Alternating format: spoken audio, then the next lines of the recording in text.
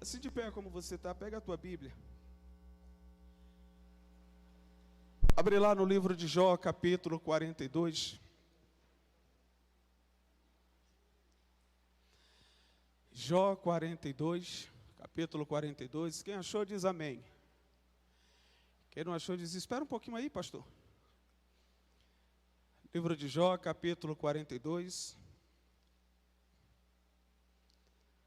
A partir aí do versículo 12.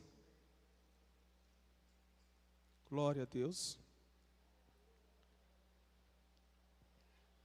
Aleluia.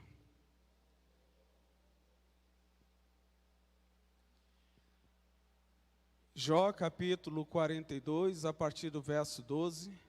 Todos acharam? Amém? Esse amém está fraquinho. Todos acharam? Aleluia. Diz assim a palavra do nosso Deus. Assim abençoou o Senhor o último estado de Jó, mais do que o primeiro. Porque veio ele a ter 14.000 ovelhas, 6.000 camelos, 1.000 juntas de bois e 1.000 jumentas. Também teve outros 7 filhos e 3 filhas. E chamou o nome da primeira Gemima, o da outra Késia, e o da terceira Querem Apuque. E em toda aquela terra não se acharam mulheres tão formosas como as filhas de Jó. E seu pai lhes deu herança entre seus irmãos. E depois disso, então, viveu Jó 140 anos.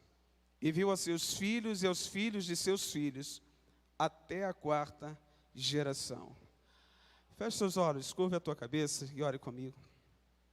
Pai, nós queremos, Deus, continuar adorando, exaltando o teu nome, Pai, que é santo, é digno, tu és digno, Pai. Queremos, Senhor, nessa hora te pedir, vem continuamente falar, Deus, às nossas vidas, aos nossos corações. Vem, Senhor, ó Deus, continuar enchendo este lugar da tua glória, da tua majestade, Deus, do teu poder, da tua presença. E retira, Deus, tudo aquilo de mim, retira tudo aquilo de nós que não te louva, aquilo, Senhor, que não agrada a ti e o teu coração, Pai. E nos enche, Senhor, ó Deus, nos enche mais e mais do teu Santo Espírito, porque teu é o reino, o poder e a glória para todos sempre. Amém e amém. Podem sentar, queridos. Amados, nós estamos falando de restituição.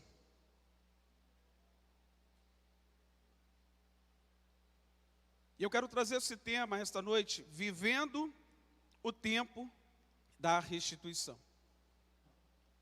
Se bem que esse versículo que nós acabamos de ler, de ver, ele já vai falar do último momento de Jó, quando ele já é restituído, quando ele já recebe de Deus as suas provisões, quando ele recebe do Senhor as suas recompensas, porque ele permaneceu firme. Mas para que a gente chegue a este momento, para que a gente viva o tempo da restituição, a gente precisa enfrentar algumas situações. A gente precisa enfrentar alguns momentos, alguns processos, algumas diversidades, algumas lutas. E é muitas vezes, nesses momentos, no processo das nossas vidas, é onde nós tomamos a real decisão se vamos continuar ou se vamos desistir. Porque, queridos, quando a gente imagina, quem conhece a história de Jó, vai já entender o que eu estou dizendo, já vai entender o que eu estou falando. Porque não foi uma situação, não foi momentos fáceis que ele viveu. Aliás, a gente pode transportar-se para os dias de hoje, de repente você, as lutas que você já enfrentou, ou possa estar enfrentando, possa estar passando. E na caminhada, e no caminho que você está andando, muitas vezes quando você olha para um lado, olha para o outro, e não consegue enxergar ajuda, apoio, você pensa logo na desistência. Você pensa logo, muitas vezes, e é natural do ser humano, às vezes, pensar, Deus não está vendo a minha situação. Deus parece que não está olhando para mim, Deus parece que não está vivenciando o que eu estou passando. Mas uma coisa que eu preciso entender, uma coisa que eu preciso lembrar na hora da minha luta, é que Deus, Ele tem o controle de todas as situações. Ah, pastor, parece brincadeira isso, porque como é que Deus está no controle de uma situação tão pesada, tão, difícil da minha vida? Como é que Deus está no controle de uma situação em que eu estou enfrentando? Eu já vi pessoas dizendo assim: pastor, parece que Deus não me ama, parece que Deus não se importa comigo, parece que Deus, Ele não olha para a minha dor. Mas, querido, tem calma. Porque no momento da dor, até Jesus na sua oração, Ele disse assim: Pai, se possível for, passa de mim este cálice sem que eu beba. Mas ele entendia qual era a missão dele, e ele disse: mas todavia seja feita a tua vontade. Todavia seja feita a tua vontade. Todavia seja feita a tua vontade. Jesus entendia que ele estava ali para cumprir uma missão, e que essa missão não era fácil. Jesus entendia que ele estava ali para cumprir um chamado, e esse chamado não é fácil. E servir na casa do Senhor, estar servindo a Deus, estar servindo as pessoas, não é fácil. Quantas vezes o próprio Jesus, Ele passou por lugares e as pessoas o rejeitou. Quantas vezes Jesus estava ali para curar, quantas vezes Jesus estava ali para libertar, mas ele foi rejeitado. Apareciam pessoas para poder dizer que ele estava fazendo as coisas erradas. Imaginam que não vão falar de mim e de você. Imaginam que não vão querer apresentar de mim e de você. E toda vez que isso acontece, querido, é tirado um pouquinho de nós. Toda vez que essas coisas, podemos chamar até de injustiças, é tirado um pouquinho de nós. Mas se nós não ficarmos firmes, de pouquinho em pouquinho, que é tirado de nós, quando nós formos perceber, nós já estamos no nível de adoração, no nível de fé bem baixo. E é por isso que muitas pessoas desistem. Tem uma canção que diz: não desista, não pare de crer, os sonhos de Deus jamais vão morrer. Não desista, não pare de lutar, não pare de adorar. Levanta teus olhos e vê, Deus está restaurando os teus sonhos e a tua visão. E essa canção, queridos, muitas vezes fala tão forte comigo, porque diariamente nós enfrentamos lutas, enfrentamos momentos, enfrentamos situações, e quando nós deixamos, o nível da nossa adoração cair, a primeira coisa é: Deus, eu vou desistir. Aliás, teve um momento que a própria mulher de Jó disse para ele assim: filho, amaldiçoa o teu Deus e morre, para que você passe logo dessa situação que você está vivendo. Eu não consigo ver você nesse estado, eu não consigo ver você nesta situação. Amaldiçoa o teu Deus e morre, para que você se livre dessa situação, para que você se livre dessa enfermidade, para que você se livre dessa luta. Às vezes é fácil, a gente acha que é fácil arrumar logo um jeito, desiste. Aí, se é no casamento, separa. Se os filhos estão chateados com os pais, vão sair de casa. Mas deixa eu dizer algumas coisas que a gente precisa entender, e que pode trazer algumas perdas em nossas vidas. A primeira coisa é que no início de tudo que a gente vai fazer, no início de tudo que a gente vai realizar, por exemplo, Eu lembro, minha primeira vez, eu querendo me batizar para estar logo atuando na igreja. E para aqueles que não me conhecem, eu me batizei nesta igreja, tá? Sou filho aqui da primeira igreja batista de Itapuã. Tem algumas tias aí olhando para mim, né? Que já me viram correr um bocado, né? Algumas estão aqui, né? Mas tudo bem. E a primeira coisa com que eu me alegrei, quando me batizei aqui, eu ia poder estar fazendo a obra do Senhor naquilo que eu entendia que o Senhor me chamava, no ministério de louvor. E então eu comecei com toda aquela empolgação, porque tudo que a gente inicia é com empolgação, é com vontade, né? Mas aí no meio do caminho vem acontecendo algumas circunstâncias, algumas lutas, não só na igreja, mas nas nossas vidas pessoais, né? Família, trabalho, não sei. Quando eu iniciei não trabalhava ainda, mas já me preocupava com um monte de coisa. E a gente vai enfraquecendo, a gente vai ficando, sabe, naquele nível de adoração, aquela coisa assim, sabe, bem baixa. E eu lembro que numa situação dessa eu me afastei do Evangelho, eu me afastei de Cristo. Porque eu imaginava, sabe, que as coisas seriam diferentes, mas dentro da minha imaginação. E olha só o que a Bíblia vai dizer, enquanto a vida de Jó, a primeira situação, uma vida satisfatória, enquanto você está feliz. Jó, ele está ali, versículos 1 ao 3, vai dizer que naquela terra vivia um homem que adorava a Deus, que ele sacrificava.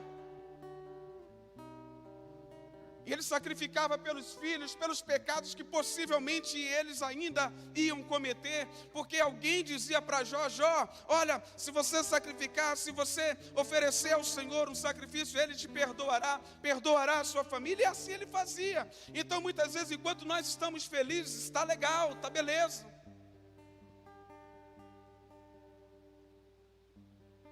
Porque no início de tudo, a gente só lembra daquele momento e já visualiza o fim. É assim ou não é? A gente nunca pensa no processo. Eu lembro que quando eu fui para o seminário, que alegria, que maravilha, que coisa boa. E quando eu fui para o seminário, eu só imaginava a minha entrada, fui fazer minha matrícula feliz da vida, aquela coisa maravilhosa, e já visualizava 4 anos depois, 5 anos depois, quando eu estaria me formando, mas eu esqueci de lembrar do processo. O processo foi árduo.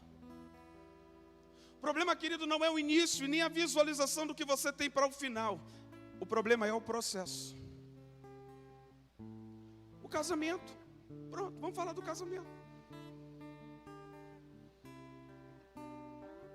Olhei para a menina, orei ao Senhor, Ele abençoou, né, minha menina que aqui está. Aí disse, pronto, beleza, vou marcar o casório. É a mulher da minha vida, é a realização da minha vida. E aí cria uma expectativa, aí lá na frente vem os filhos, tal. A gente não vai pensar em si no final, mas a gente já vai, muitas vezes no namoro a gente já vai dizendo assim, quando a gente ficar velhinho, mas até lá tem uma batalha, querido. E aí quando chega no momento, sabe, no processo do casamento, no dia a dia, porque enquanto você namorava, você levava flores, você, né, ele levava elogios, fazia, acontece, depois que casa, você já tem que ir para o mercado, você tem que fazer as compras, você, né, e o lugar das flores é o feijão, é o arroz. E aí as lutas do dia a dia, porque antes você não dormia e acordava com ela, você só ia vê-la, e quando ia vê-la, a minha namorada, ela sempre estava na janela bonitinha, me esperando. Agora não, agora a gente acorda junto. Agora eu vejo o cabelinho bagunçado. Agora eu vejo quando ela ainda não está arrumada. E eu vejo tantas coisas. Agora nós estamos vivendo os nossos temperamentos. E é um problema no início do casamento. E aí vai se passando, algumas coisas vão se desgastando. Se eu não souber equilibrar aquela situação, aí ela vai entrando no desgaste. Aí tem uma hora que a gente senta para fazer uma DR. E aí o marido diz assim, eu já não estou aguentando mais você. Vamos nos separar. Mas por que não tem solução, não tem melhora? Tem, mas eu não quero. Eu já vi que a luta foi grande, o desgaste foi grande, ou seja, eu deixei aquelas coisas chegarem a um nível baixo, eu não alimentei, eu não busquei fazer coisas diferentes, eu não busquei o melhor em Deus, a força, eu não me preparei para o processo. E olha que meu pai, olha que minha mãe falava do processo da vida de casado. E muitas vezes isso acontece quando cristãos, a gente tem alguns momentos, né, de preparação, o pastor fala, tem um curso e assim vai. Mas eu estou vidrado lá na expectativa. E não quero saber do processo. E é quando a gente se desleixa do processo, é que a gente começa a perder algumas coisas. Você quer ver uma outra coisa? O que me motiva, muitas vezes, é o resultado do meu final. Se o que me motiva a ser ou fazer é dar uma resposta para alguém, o final vai ser drástico, porque eu não vou estar feliz. Se o que me motiva é fazer algo que naquele momento vai me agradar, mas eu não tenho muito amor, muita paixão para me dedicar àquilo, o meu final vai ser drástico. E eu vou ficar desgastado no meio do caminho.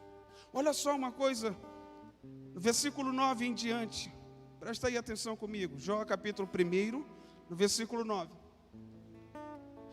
Será que Jó não tem razões para temer a Deus? Isso Deus falando com Satanás.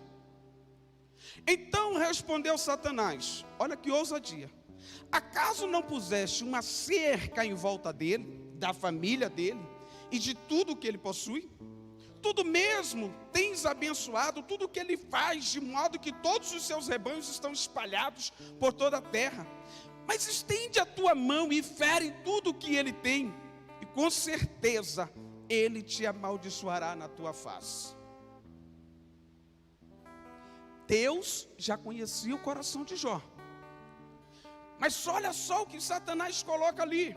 Ele só te adora porque ele tem tudo, porque não lhe falta nada. E muitas vezes, querido, a nossa motivação em estar com Deus, estar em Deus, é porque nós temos alguma coisa ou achamos que somos alguma coisa.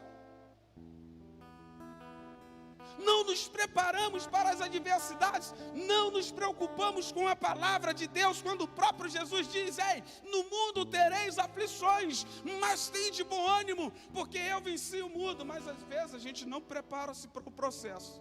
Não, que aflição eu vou passar? Eu sou lavado e remido, eu sou cheio do Espírito Santo, eu vou passar por essas coisas não, pode vir o que vier. Eu resisto a todas as tentações. E aí não se prepara, às vezes sua motivação está no lugar errado. Às vezes a sua motivação está em um caminho, sabe, totalmente errado. E é por isso que quando acontece o baque, né, como a gente chama, o baque, a gente não está preparado para isso. Aí a gente começa a entrar no nível de vida baixo, pequeno, deixamos de orar, deixamos de ler a palavra, deixamos de buscar a face de Deus. Eu não vou mais servir ao Senhor como Ele me chamou, porque eu não estou bem espiritualmente, porque eu não estou bem na minha condição pessoal. E aí começa a vir as adversidades e a gente vai aceitando elas. Aí começam a vir as dificuldades e a gente vai aceitando elas. Pastor, eu não posso fazer a obra porque lá em casa o processo no meu casamento está difícil. O meu marido está uma bênção, a minha esposa está desse jeito, os meus filhos. Ei, é na luta, é na prova que você continua adorando e Deus restabelecendo, Deus restaurando aquilo que precisa ser restaurado. Mas é a primeira coisa que a gente esquece. É Deus e a sua obra. É Deus e o seu chamado para as nossas vidas. É a primeira coisa que a gente deixa de lado. Vou ligar para o pastor, eu vou ligar, né, para o líder do louvor, Pois é, meu irmão, eu não estou bem, não vou mais poder fazer, vou ligar para o líder do evangelismo e vou dizer, meu irmão, eu não estou bem, não estou legal, não vou mais fazer parte do grupo. Mas por quê? Não, uma situação pessoal aí que eu estou vivendo, que eu estou enfrentando. É dureza? É. Mas só desistiu porque deixou o seu nível espiritual cair. E quando a gente deixa o nosso nível espiritual cair, querido, a gente pode chegar à morte espiritual. Mas deixa eu lhe dizer uma coisa, não é isso que Deus quer para você. Quando Deus olha para Satanás e diz assim, está vendo o meu servo? Está vendo como ele é um homem íntegro? Está vendo como ele é um homem piedoso? Está vendo como ele está ali, ativo para uma boa obra? Ele não estava ali para colocar Jó num processo furado, não. Ele estava ali para ver o nome dele engrandecido. E através da vida de Jó, o nome dele exaltado. Ei, deixa eu dizer uma coisa, é através da tua vida que o nome do Senhor será exaltado. É através da tua vida que o nome do Senhor será engrandecido. É através da tua vida que o Senhor quer realizar coisas grandiosas, poderosas e maravilhosas. É através da tua vida que o Senhor quer realizar coisas tremendas e coisas tão grandiosas que você muitas vezes não sabe do grande potencial que você tem para Deus, do grande valor, aliás, um valor imenso, a ponto de Deus entregar o seu único filho para morrer naquela cruz por ti, querido. Tá, de repente você entrou dizendo aqui, eu não valho nada, eu não sou nada. Sim, você tem valor, você é alguém, porque Deus entregou o seu único filho pela sua vida, por você. Ele não disse, olha, estou entregando Jesus só para Fernanda, estou entregando Jesus só para o Paulo, estou entregando Jesus só para ele ali. Não, eu estou entregando Jesus para todos. João 3,16, porque Deus amou o mundo de tal maneira que entregou o seu Filho, o seu único Filho, para que todo aquele que nele crer não pereça, mas tenha a vida eterna. E você tem o valor. Você está entendendo isso, querido? Você tem o valor. E muitas vezes, por não perceber o valor que você tem, o quão você é precioso aos olhos de Deus, para Deus, você começa a trilhar caminhos errados. Você começa a fugir do projeto que Deus tem estabelecido para a tua vida. A Bíblia diz que existem duas portas, a larga e a estreita. E às vezes, quando a gente está nessa situação, a gente vai escolhendo a porta larga. Vai entrando pela porta larga. Vai caminhando por esse caminho da porta larga. E quando às vezes a gente cai na real que a gente está no caminho errado, a gente já está perdido. Quando a gente cai na real que nós entramos pelo lugar errado, estamos caminhando em um caminho errado, a gente já está aprisionado. Quando a gente percebe algumas situações, ei, de onde eu vim, quem eu era, de onde eu vim, o que Deus fez comigo e agora olha o que eu estou fazendo. E eu lembro que quando eu me desviei do Evangelho, eu estava em cima de um trio, ali na Liberdade. E olhei para aquela multidão, a multidão ali estava, e aquele axé rolando solto. E o Senhor falando ao meu coração, não é assim que eu te quero. E eu discutia com Deus, eu dizia assim, mas eu não sei. As situações que eu estou vivendo, o que eu estou enfrentando, eu não sei como voltar, eu não sei o que fazer. E eu disse para Deus, e às vezes Deus parece que o Senhor não se lembra de mim. Sabe por quê, querido? Porque a gente vai falar com Deus e a gente quer que Deus responda na nossa hora. A gente quer que Deus responda no nosso momento. E deixa eu lhe dizer uma coisa, não é o seu momento, é no momento de Deus. A sua oração ela pode ser respondida agora, se Deus quiser. Ou ela pode ser respondida daqui a alguns anos, se Deus quiser. Porque Ele é Deus. Não sou eu quem digo para Deus quando vai acontecer. E às vezes nessa impaciência, querido, porque olha como nós somos impacientes. A gente vai para o nosso quarto, ajoelha, fala com Deus, coloca lá as nossas dificuldades diante dele, coloca as nossas lutas e diz assim: Senhor, é como se dissesse assim: Senhor, quando eu levantar eu já quero estar recebendo o que eu te pedi. E aí quando você sai do seu quarto, em vez do problema amenizar, você já sai recebendo mais problemas. Aí você volta para o quarto e diz: ei Deus, qual é? Eu não acabei de falar contigo agora, eu não disse que eu estou quase desviando, que eu estou quase desistindo por causa dessas lutas, e quando eu saio, o Senhor deixa as coisas a piorar para mim? Pastor, o que é que tem de propósito nisso? Muitas vezes existe propósito de Deus sim, nas lutas, nas dificuldades. A Bíblia diz que Paulo, o apóstolo, orou ao Senhor 3 vezes, pedindo a Ele que tirasse dele um espinho da carne. O Senhor disse: olha, não vai sair, não vou tirar, porque a minha graça ela te basta. Ou seja, em outras palavras, é para você entender que você é dependente de mim. E para eu receber a restituição de Deus, querido, eu preciso entender isso, que eu dependo de Deus, e não é Ele que depende de mim. Já vi pessoas ameaçarem Deus, ameaçar Deus. Se o Senhor não me der, se o Senhor não fizer, eu vou sair da igreja. Saia. Quem perde é você.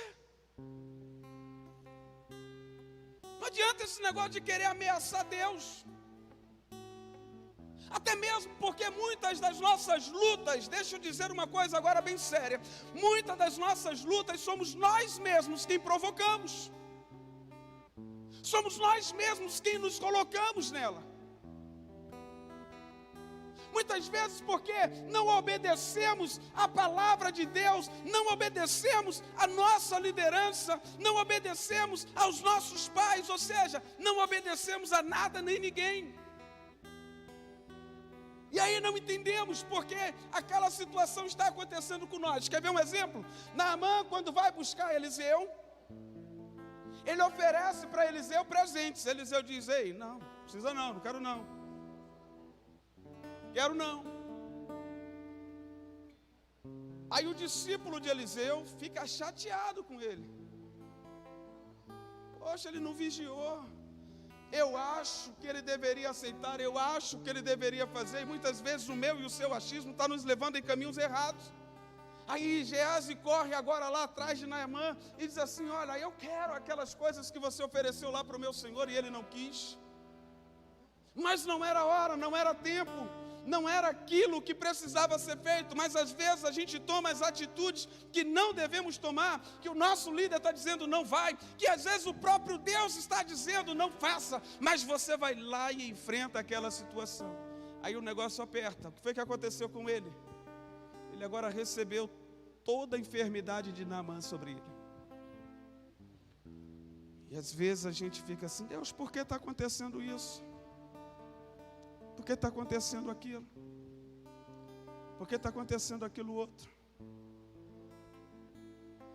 Mas o que Deus nos convida esta noite, querido, é a mim e a você para uma restituição.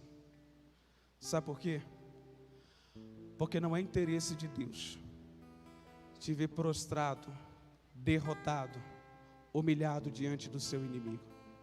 O interesse de Deus é te levantar e te dizer: filho, filha, eu sou o teu Deus, sou eu quem te ajudo nos momentos em que você mais precisa. Quando todos fugiram, quando todos saíram, eu estou aqui para fazer cumprir a minha palavra e as minhas promessas em sua vida. E o que é que eu preciso para isso, pastor? A primeira coisa, eu preciso admitir que eu errei. Eu preciso admitir que eu vacilei com Deus. A segunda coisa, eu preciso voltar a buscar intimidade com Ele. Porque sem intimidade não existe restituição. Está entendendo, irmão? Sem intimidade não existe restituição. Tem esse negócio de meia adoração, não. Se der eu vou, se der não. sem intimidade, não existe restituição. Diga isso para o teu irmão que está do seu lado, aí distante mesmo. Diga para ele assim: meu irmão, sem intimidade não existe restituição. Você que está em casa, sem intimidade não existe restituição. Não existe. Se eu quero ser restituído, eu preciso buscar, voltar a ter intimidade com Deus. Eu lembro Abraão, quando estava ali na porta da sua tenda, vinham 3 anjos, e ele disse assim: Senhor, se o Senhor vê graça em mim, assenta aqui e ceia comigo. Foi dado ordem aos 2 anjos continuarem, um deles ficar ali, na pessoa do próprio Deus, para conversar com Abraão. Ele só conseguiu aquilo por causa da intimidade. E naquele momento foi feito promessas na vida dele. Embora a Sara dê uma risadinha lá, porque às vezes a gente não acredita que Deus pode operar um milagre em nós, através das nossas, eu já não posso mais, eu já não consigo mais, mas acaso não posso fazer eu, diz o Senhor? Mas ali foi o momento de Deus mostrar a Abraão que ele era Deus sobre a vida dele, porque Abraão criou um espaço para intimidade. E a partir daquele momento, querido, aquilo que ainda não foi perdido na vida de Abraão, o Senhor já estava decretando a restituição. Lá na frente, a separação dele de Ló. Lembra lá? Ló escolheu o melhor e ele ficou com o piorzinho. Mas o Senhor já estava restaurando, porque Abraão, ele tinha intimidade. Então, sem intimidade, não existe restituição. Você quer ver uma outra coisa? Se eu quero restituição, eu preciso crer que Deus pode prover em dobro na minha vida, se Ele quiser. Mas se Ele não quiser, como disse Sadraque, Mesaque e Abednego, eu continuarei adorando a Ele, porque não é do meu jeito, é do jeito dEle. Amém, querido? Eu quero convidar você a ficar de pé em nome de Jesus. Aleluia. Eu queria convidar você a fechar os teus olhos, e que você entrasse agora no momento de reflexão naquilo que foi ministrado à tua vida esta noite.